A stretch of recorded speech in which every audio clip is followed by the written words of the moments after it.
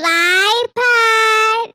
Welcome to the Fly Route Podcast. Did you know about 96% of y'all watching this video are not subscribed? Do me a favor, hit that subscribe button and hit the like button so I can continue to make videos like these. And while I have you here, I got to give a shout out to my sponsors at MyBookie. MyBookie has live in-game betting for all the NFL games and prop bets such as the over-under on fantasy points for your favorite player. Use promo code FLY and get 100% match on your first deposit of up to $1,000. Talk about the current state of the NFL. A lot of teams are 2-0, a lot of teams are 0-2, but all wins are not created equal. I got Raiders fans in my comments from videos from like 4 months ago talking about how they have 800 yards over 2 games, how they're 2-0 and the Raiders are back, and how my pessimism was very, very, very wrong. And I'm interested because fans sometimes act like their team is reborn too early in the season, and fans sometimes act like the sky is falling too early in the season. And right now, the Rams, Cardinals, Panthers, Broncos, and Raiders are all 2-0. If I told you 3 of those teams did not make the playoffs, you would not be surprised. So I want to talk about the 2-0 teams and the 0-2 teams, and which 2-0 team that I think is most likely to disappoint and miss out on the playoffs, and which 0-2 team that I think has the best chance of submarining the league and being able to crawl their way into the playoffs. So I want to start with 2-0 teams. Sam, is there a 2-0 team right now that has you thinking this is fool's gold? So I do like this team, but I will say Denver.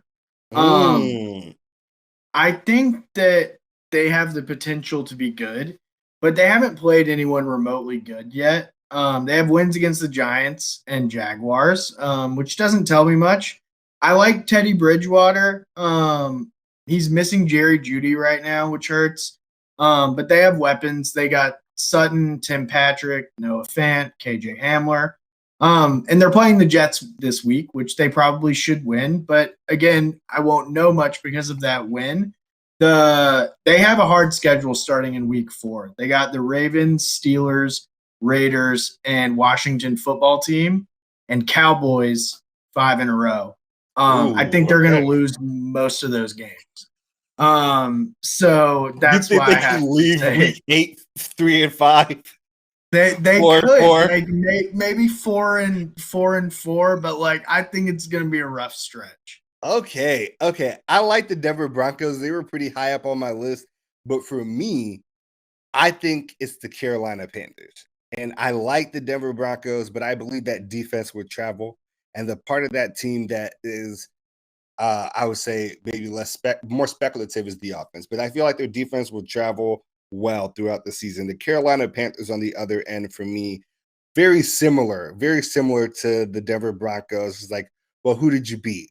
Well, we beat the Jets, right? And then we beat the Saints. And maybe people will say the Saints win counts a little bit more, but I am of the mind that this Carolina Panthers team is just a little too young to get it done just yet. And while they're doing really well early, their back end of their schedule is really tough. So we're talking about the last 10 weeks.